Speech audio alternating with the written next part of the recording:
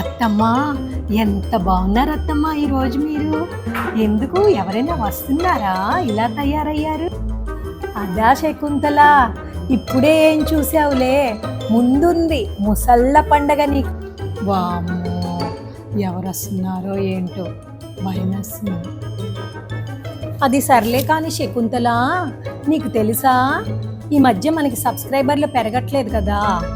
మాకు బోల్డ్ చుట్టాలు ఉన్నారే ఊళ్ళో, వాళ్ళందరూ కనుక సబ్స్క్రైబ్ చేస్తే ఈ పాటికి మనకి మిలియన్స్లోకి వెళ్ళిపోయాయి. కానీ నేను ఎక్కడ పెద్దదాన్ని అయిపోతానని వాళ్ళకి వాళ్ళు కుళ్ళుకుంటే కుళ్ళుకున్నారు, కానీ మనం మాత్రం నువ్వు చూడకపో నేను పంపుతూనే ఉంటా. మళ్ళీ మన మాటే. ఏదేమైనా కానీ ఈ మాత్రం సబ్స్క్రైబర్లు వచ్చారంటే అంతా నా వల్లనే.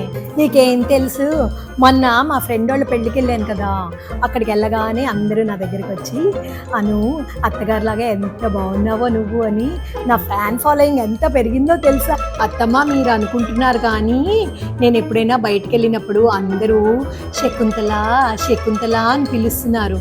ఇంకా మీకు ఇంకో విషయం తెలీదు, అయ్యో పాపం శకుంతల అనుకుంటున్నారు.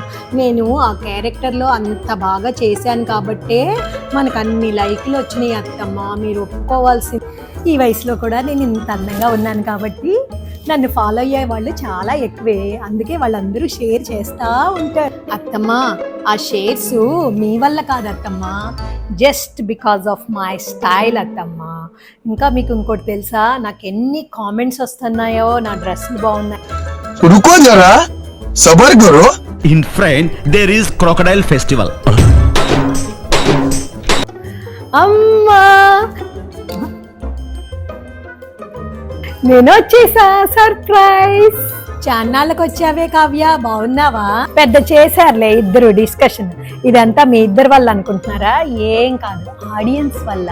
ఇంకా ఫ్యూచర్లో అంతా నా వల్లే.